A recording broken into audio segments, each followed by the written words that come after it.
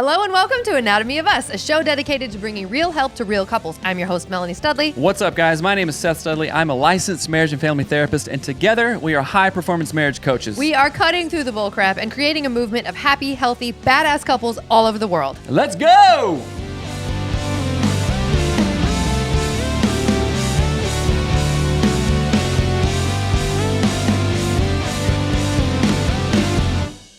Good to see you again. Today we have an Instagram question. If you're not following us over on Instagram, go there right now. What are you even doing? Yeah, what are you even doing? Seriously. And on TikTok too, at Anatomy of Us. Okay. No, Melanie, Anatomy of Marriage. Anatomy of Marriage. All right. Melanie doesn't know this question, Okay, sorry, although yeah. she read it. So, I didn't read it. marriage question. You ready for this? Yes. Marriage question. My wife and I have been listening to your show for almost a year, and now we love it. Hey! Whoop. Thank you for listening, my friend. It has really helped us improve our marriage, our communication, and the way we love each other. Yes. Success. I've heard you talk on the show several times about how Seth is a hunter. Well, he's talking to you, apparently. Okay. He referenced me. I'm the hunter, so he's talking to you right now. I do the Instagram. So This is something that I have recently decided to take on in my life. Nice. Let's talk. I've wanted to do it for years, but I've never really had anyone in my family who hunts or from me to learn from. Me too, my friend. I finally decided to teach myself. As I delve into this new lifestyle, the time and money invested have become a source of tension between my wife and I. Her love language is very much quality time, so the idea of me doing something that takes me away from her and our 4 kids, yikes. for any significant amount of time causes a lot of stress in our marriage. I was wondering how you guys balance this and if you have any tips for alleviating that stress. Okay. Oh, yeah. First of all, thank you for following us. Thank you for listening. We're super stoked that And this if has you're been his helpful. wife, we love you and we're going to help y'all out. So I just don't want you to be mad if you didn't know he wrote in. That's right. So there's no names or nothing like that. But hunting is awesome. It's fun. I look forward to it. It helps me connect to myself and God and nature, and it is By great. blowing up its creation. Look Hey, at that I amazing. ate some deer that I killed just today for lunch, actually. And we ate some last night for supper. So super good, super healthy, tons of benefits around that. Right. However, my friend, it is not healthy if that is all you are doing. Mm-hmm. If a lot of your money is going to that, if your time, attention, money, resources, brain energy is going to that, then let's bring that stuff back into balance. There was a time, deer season, elk season is a finite time. You know, it's like a month out here in Washington. Lame. Well, luckily they're walking all over there's elk like tap dancing on the front of our porch half the time. So. Right. But so it's like the season is like a little over a month long, which I look forward to it. It's great. It's fun. But that is a big portion of what I think about when it's deer and elk season. Melanie has come to understand that, like if I say, Well, I'll share hey, my perspective on it. It's good weather. Can I go out? You know, I know whatever. And she's like, generally, yes. And I have done that in a flippant way before, and then also have done it in a very respectful way, and even not gone hunting. If she's like, yo, I'm super stressed, can you not go today? I'm like, sure. How many times has that even happened though? I was trying to think about that. I don't think I've ever. I mean, a couple times, not like it doesn't. I think it's only happened like twice that it was like, hey, this is actually really, if you leave right now, I can't get Hattie to the bus stop and whatever. I don't feel like it happens very often, but yeah, that happens less than it doesn't. Like a percentage, I think would be helpful because I feel like I almost never. It tell you happens not 6% of the time. That's good. 6 times out of 100, it's happened. However, we've come to that understanding, and it's just like anything else. If you're doing something too much, and I say, "Hey, can you not?" You're not going to be. Can you not? You're not going to be all weird and butthurt. If you said it it like that, I would. Right? Can you not? Now. Well, let me talk. I want to talk about this because I think it's cool. I'm excited for you guys, and I have some things that I think are helpful to factor in. The first thing I would factor in is how old are your 4 children? Yes. Our children now are teenagers and a 10-year-old. So they're old. Like they can wipe their own butts and make their own meals and like go places with friends. They can take bikes through the city. Like they are old and they don't need my help all the time. Now it's different when you have toddlers or newborns or like preschoolers because they need a lot more physical care. They need a lot more like actual time with you, right? So even little kiddos need time with dad. Like that's important. And so if you've got 4 kids under the age of 8, maybe not. Maybe we're really going to narrow down how much we hunt, and maybe we can ratchet it up each year by a little bit because that's a tough season. Or if you're going to hunt, maybe grandma comes over and watches the kids each time you hunt. There are really practical ways. And you arrange that, right? You touch my arm. Pausing you for a minute. Yeah. You know what I'm saying? Yeah, that's what I was going to say too, is that he arranges it. Deer season opens Saturday. I've arranged for grandma to come over and help. And definitely have that conversation before the month of deer season, if that's the route that you go. If you've got a friend or family member who can help out with kids, and you talk to your wife about it and say, hey, I'm thinking about arranging it so that when I'm hunting in this window time frame, grandma comes and helps for 3 hours every time. Would you like that idea? If you do like that idea, I'm going to arrange it with grandma.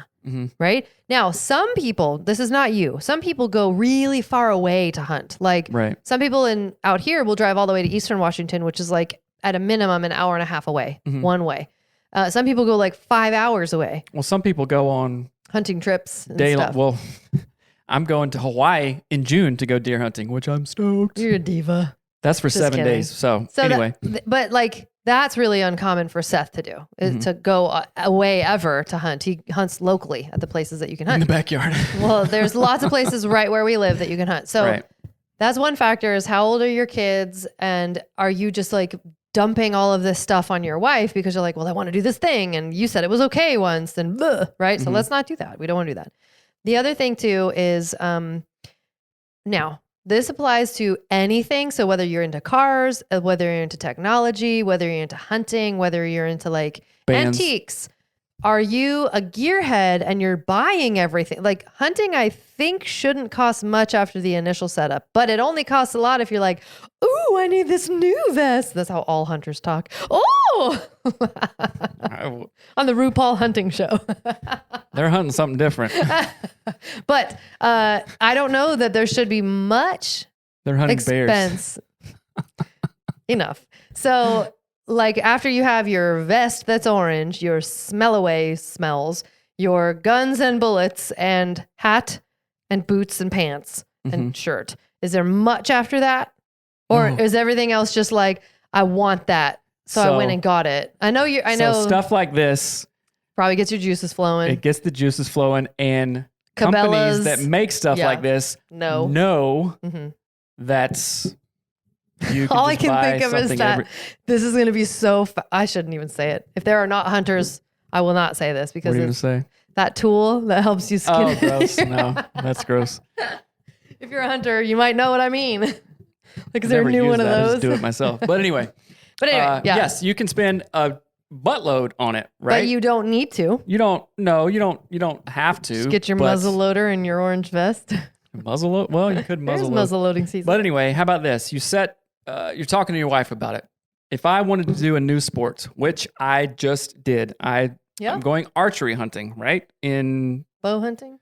Yeah. You call it archery hunting? Bow hunting. I don't know, either one. Bow hunting. And I don't have a compound bow. Well, I didn't, but I went out and bought one, right? So the setup, the bow, you want to get something good, not just a piece of doo-doo, right? They ain't taking a piece of doo-doo to Hawaii. Exact. You want to get the arrows and all the stuff that comes with it. And there's a budget around that. So say $2,000. I haven't spent $2,000 on all the archery stuff. But you're fitting to. Yet. But hold on. So you get a game plan, a budget around that. How much is a rifle? What are you going to hunt? What are the things? Do I have zero camo? Do I have nothing? Do I need a truck to go up in the mountains and the woods and all that stuff? Get a budget for it and go, hey, I really want to get into hunting. Here's all the benefits. I love it, blah, blah, blah. Here's what I'm thinking of spending. First of all, do you have the money? Are you on the same page budget-wise, financial-wise? Would you, husband, or anyone listening, be okay if your wife was doing something similar? Hey, I'm going to be super stereotypical here. Hey, I want to start sewing on my clothes. I need a sewing machine and got to Joann Fabrics. Botox. That's about equal price. I want to get more Botox. Shoot, that's more expensive. But anyway, would you, husband, be okay if your wife did the same thing? Right. I want to get into photography and I need a $1,500 camera because everything else is dookie. And I need the lights and the I don't know, screens, shims. I don't know, umbrella. When you Lighting. do this, I don't know, telescope. the lenses. The lenses. Oh, that's going to be a buttload of money. Are you okay with that? If you're not okay, then yeah. If you're saying, okay, wife, you can't do that thing, but I can do this thing. But let's be real. Okay, whenever I get deers, which I usually get 1 or 2 or 3 sometimes, the meat is amazing, feeds family and stuff. But there are years that I spend a buttload of time in the woods. Enough with the buttload. And I don't get anything. So is that payoff okay? Am I just trying to talk myself into, I'll save so much money if we get some meat and blah, blah, blah, and all this stuff? Not really. You won't. So what are the motivations, the intentions behind it? Just be real with yourself. Yeah. And so I would ask this person, what stress is it causing? Is it financial? Is it, hey, I'm gone all the time. I've got 4 kids under 8 years old. I'm pulling my hair out and they're pulling each other's hair out. So I need you home. Okay. Maybe it is not the best time for you to go hunting. Well, and let's say, so you said like, what's causing your problems? Is it financial? So it's going to be all of the above for sure. It will be all of the above. He kind of said time. So. So then what is the financial problem? Let's get really granular because most people don't. Most people go, well, it costs too much. Well, how much is too much? $8, $8,000? Let's figure it out. So again, I think another thing I want to add a layer onto this of the equipment side is that every year Cabela's is going to come out with new crap that you're going to want to buy. There's never going to be a year where you're like, I have all of the no smell spray and it's like tattoos. And like pee stickers I could ever need. I don't need more. How many people do you know that only has one tattoo? No one, unless they're like some grandma that got a Daffy Duck on their ankle at Daytona Beach. Your aunt? Just kidding. Right. But I'm saying this truly because you are always every year going to be tempted to buy more. And every year you're going to have a justification for why you need the new scope or you need the new case or you need the new boots or the vest or the hat. Every year you're going to feel that temptation. But right now is the first few years. And right now, if you don't have oodles and oodles of money and oodles of time, you've got to make a choice that honors your family and your wife specifically, because she needs to be honored in this, or else she will hate hunting and you'll never get to go. So I want you to really hear it from like, I need to make some adjustments based on her needs. So, because again, if your kids are little, like even at what age do you think is a little kid that needs dad home more than often, or any parent? I think 10 even. 10. Relationally. I would say 8 or 9. Okay. I'll do that. That works. But like kids need dads and moms. So I don't want you to think like, oh, it's hunting season, I'm gone forever. You know what I mean? But I think that you really do want to honor your wife in this, because the more you can honor her, the more she's going to honor hunting, right? You hear what I'm saying? So if she needs you to be home maybe 20% more than you want to be home because it's hunting season, honor it. Figure out how to find a common ground that feels good to both of you. And just know you're not retired. You can't hunt every hour of every day. That's not the season of life you're retired. In, Yeah. And okay, let's do some pre-planning and forethought around this. You know that you're going to be gone X days during hunting season.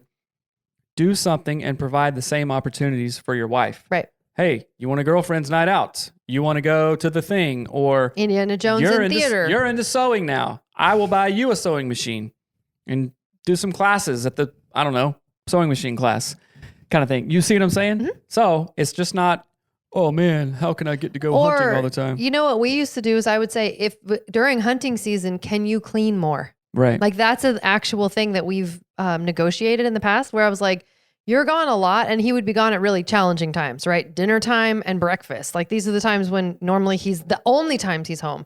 And so then he was gone during the day at work anyway, but he would be gone at the times when I would need help the most. And so I would say, hey, could you clean more? Like I know you clean some and that's helpful, but if or do some meal prep, or I remember sometimes if I didn't get anything, coming home that night, giving you a call and saying, hey, I'm going to pick up some dinner. Right. Yeah. Like adjusting. If it's hunting on the weekend or something, something like that. So adjust and respond appropriately and have some forethought into things. Like I would go hunting and Melanie says, hey, what time are you going to be home?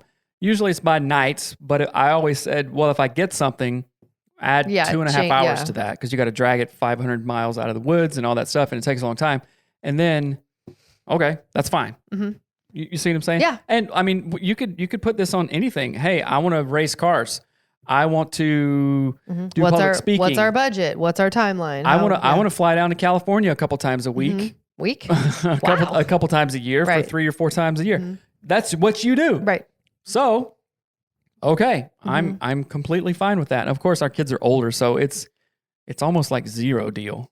Well, I mean, yeah. I mean, we just also it's not zero deal. We but have you know a very good balance of how we work together in our home and in a bunch of stuff. So the other thing I want to say too, there's a couple things, but I didn't grow up with hunting in my family. My sister's a vegetarian. Like multiple people in my family are vegetarians. She's a frietarian. Don't talk about her. But so I did not grow up appreciating hunting, knowing anything about it. I just was like, oh yeah, that's what Hicks do. And then I married a Hick. Nice try. I did though. You love it. I do. So when Seth, and again, I didn't realize you didn't grow up with hunting. I never really thought about it. That makes sense. But, nope. So when Seth first started hunting, really, I was like, well, I don't know anything about it. I don't have any really strong opinions, but then it was like, he was gone all the time, whatever. And so the really, I think the only adjustment that we had to make, there was 2 big ones. One was like, my family kind of put him down to me about it. Like, ew, gross. He's hunting, gross. Just go to the grocery store. Like, that's what Safeway's for. That's what the Q is for. QOC. And I would have to, that was something I wasn't expecting, to have to like defend that he was hunting because I didn't understand it. And for a long time, I didn't eat the meat that he got because I didn't like how he prepared it. And I didn't know that it could be good. Now I love it. Elk for days. Elk all day, every day. Elk sausage is the only thing I ever want to eat. Like, you kidding? A snappy sausage. All day. Oh, you mean Landjaeger? Mm-hmm. Yeah, it's that's the best. If awesome. you could make just run the whole elk through it, I'll pick the hairs out and eat the Landjaeger, everything. Be a lot. For real. But so that was one thing that I didn't like expect to have happen. And but then another element of it that I think is important is that I want Seth to grow and to feel really fulfilled in his life and to make friends and to do new things. And so I'm probably more open and willing than maybe most. I don't know. Maybe I'm not, to like allowing him to do that. So, oh, you want this kind of car? It helps you hunt more? Okay. Like, let's figure it out. We'll work together and make that happen. Mm-hmm. It doesn't like make me feel like he doesn't want to be with me. You know what I mean? If you want to do something, kind of like I was saying earlier, if you want to do something, be willing to do the exact replica of that and even more for your partner. So get your wife a hunting outfit. No. And a gun. Just kidding. Well, if she's into it, sure. But what I'm saying is, if you are asking, don't ask of your spouse. Don't ask of your spouse something that you would not do for them in return. Mm-hmm. Are you hearing me on that? That's pretty good. I'm gonna listen to that later and remember it. Don't ask to go hunting. Don't ask to go sewing machine class. Don't ask to go down to LA. Don't ask to do this. Don't ask to do that unless you are willing 100% to do it for your spouse. Right. And doesn't that seem like the divine order of love? Don't use my concept against me. Yes. So I can't use your ideas on the show? Okay, yes. Fine. Yes. It's reciprocal. Mm-hmm. And if it's skewed, then come on, man. You know what I'm saying? Come on, man. I will say too, it takes work. If you want to add in a new hobby, it takes work. And you might have to stay up an hour extra to clean or whatever that looks like, to help your wife out, to get, maybe you get a food service. I don't know, a food service. What is that? HelloFresh. Maybe you do something like that to help her out. And you would have to figure that out with her. So don't do it without asking. But another thing that you said in here is that her love language is quality time. So if that's the case, and now let's figure out the timing of this. Are you hunting like 4 hours away for 4 days? That's a different story than I'm hunting 20 minutes away for 4 hours. The way that I do it, I hunt during season a couple of times a week, sometimes even twice in a day during season. Yeah, it's like really hyper. It's not driving anywhere to go far away. And that works. Like Melanie said, it takes work. We just didn't come off the bat saying, hey, I'm going to be gone for, 30 days straight hunting all the time. It was a lot of trial and error. What makes sense? What is just normal reciprocal behavior kind of thing? Oh, if I'm going to be gone, okay, make up for it. It's kind of like if you're going to take a vacation at work or something, you put an out of office email or whatnot. You do all of your stuff. It's if we're going to take a vacation, what are we going to do? Maybe batch record on days. We'll have to figure out who's taking care of the dogs. Like there's a bunch of stuff that we have to do to prep for that. But I want to go back to like, if her love language is quality time, you can make up for that just in that season, right? So if you know that her love language is quality time and you know that you're going to be gone for an amount of time, find a balance and then do it intentionally as a couple. So get the power couple planner, schedule it in, right? So and you would, again, this is a lot of it's going to be based off of her need, not yours, right? Does that make sense? When I say it like that? One thing I will add in here is that I think my appreciation for Seth's hunting changed a lot when I saw the kids' response to it. They just thought it was the coolest thing ever. So if you're queasy at all or aren't familiar with hunting stuff, maybe skip this next part. But like when Seth would get a deer or an elk, he would hang it in our backyard to drain it or whatever that's called. I don't know. No, you just let it sit for a bit. Let it sit. It was just chilling. It was in a lounger from its antlers. But like you have to do things to it before you can process it, meaning take it apart or whatever. It's a whole science lesson for the kids. Well, that's what I say. The kids would go down there with him while he was processing the deer or the elk. That's what we call it. I don't know if that's what it's called. Yeah. But he would have like a big table down there. And again, this is our backyard and it would be like cold out. Usually it's like October, isn't it? When it's season. So the kids would go down there. Sometimes they have like headlamps on and they're watching him take it apart. Right. Right. And they're helping him put it in the cooler or whatever the process looks like. And I didn't go down there usually because I was like making dinner or cleaning dinner or cleaning. I was like doing house stuff with Hattie because she's little. But their excitement for it really changed my perception of it. And then when they liked how it tasted, that was a huge, huge thing for me because it's way better for you. Let's just be honest. Let's be real. Like elk and deer from the wild are 1,000 zillion billion times better for you than anything grown, especially in a factory farm setting of bajillions of cows. If you've ever driven by cow farms, you know how not good they are. And so there is that. I actually got persuaded by sort of time, I guess, time and the kids' energy persuaded me. Well, you saw it differently, right? Just like if you wanted to do something that was, I don't know, similar to that, cost some money, time away, and I started seeing the fruit of it, like, oh, this is a positive thing. Right. Well, it's like my mastermind that I did. Our kids are seeing how mom has changed from the mastermind, the conversations she's having, the relationships that you're building. The kids see that. Yeah. I mean, of course, I was fine with it from the get-go, right. but this is just an added benefit. So I don't know. Maybe the wife can kind of think of it that way too. But husband, I will tell you, just from a fellow hunter to dude kind of thing, keep it in balance and don't get butt hurts, which I would get kind of butt hurt like in the early, like, oh, don't go. I'm like, oh, but the conditions are perfect. I can't stand it. I saw the tracks early, saying it's like, but you can't do that. Right. So be mature about it. And if your wife is saying, I am struggling, don't go, then be an honorable husband and don't. You'll trust me, you'll get more chances to hunt.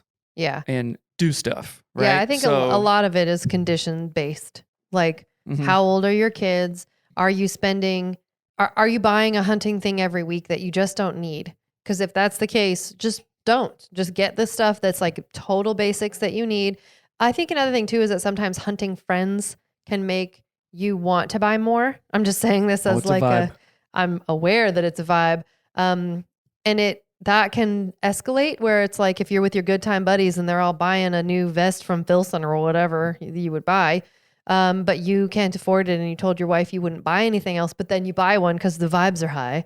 That's going to cause a fight because you're not respecting and honoring, like essentially, this is the best way to look at it. You both have expectations of hunting and they're probably going two different directions at two different trajectories at two different velocities. Ooh. You need them to line up, right? So it's like that TP poles idea we talked about on another episode. You need to figure out where your hunting energies line up, your wives and yours. Like they have to line up. If they don't, you will always be in conflict about it. You'll always feel cheated. She'll always feel cheated.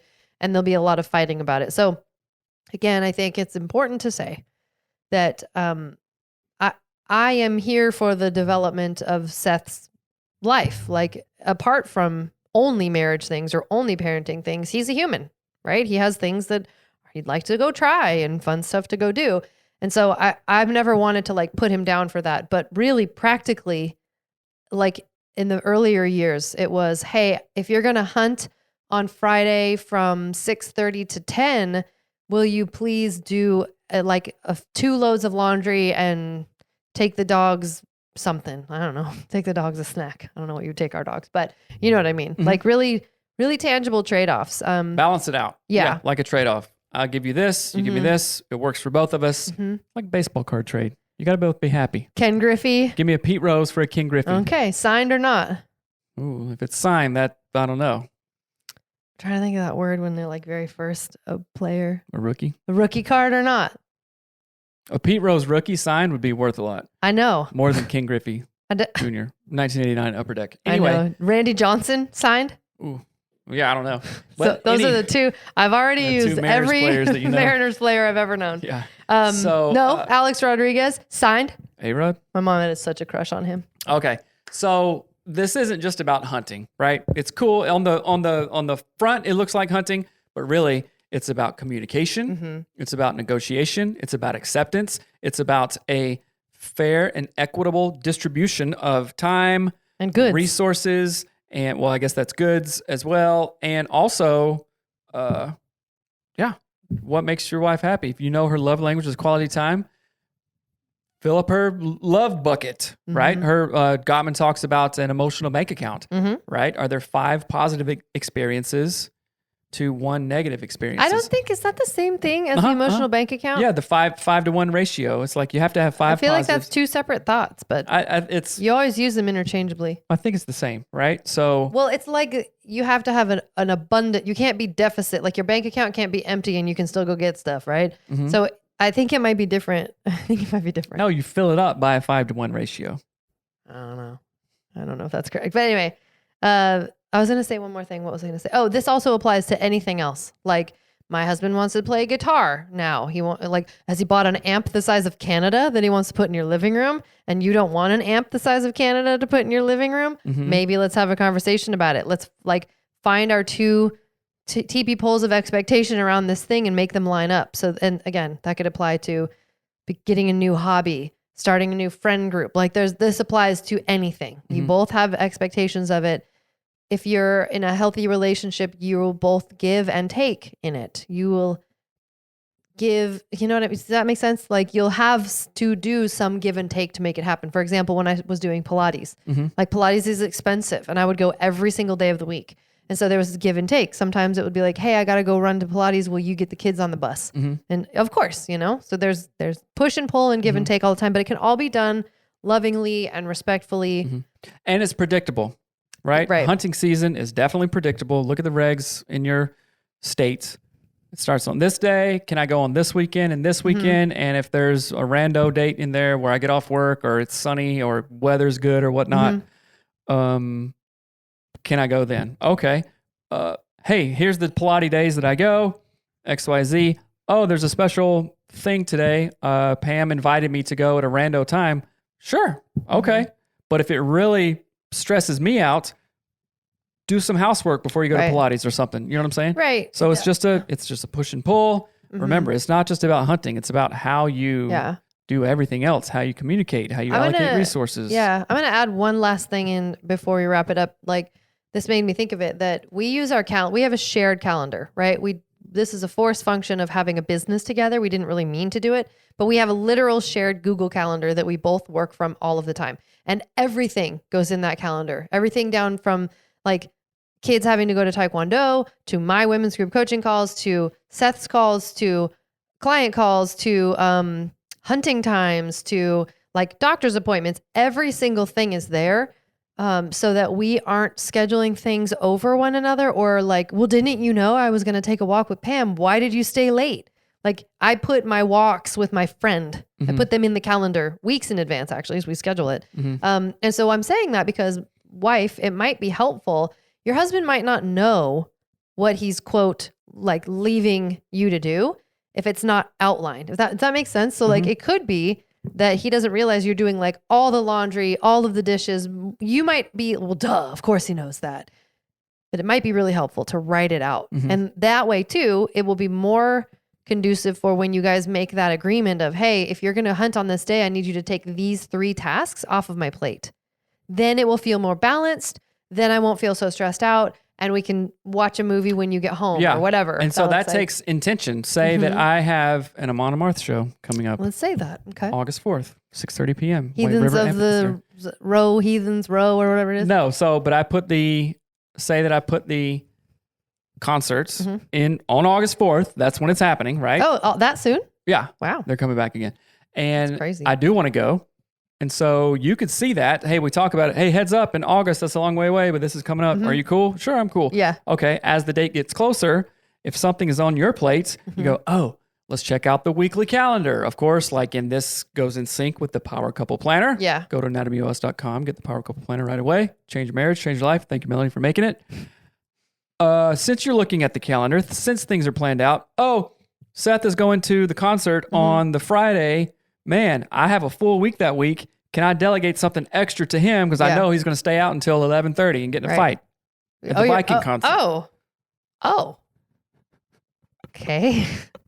You're getting in a fight at the...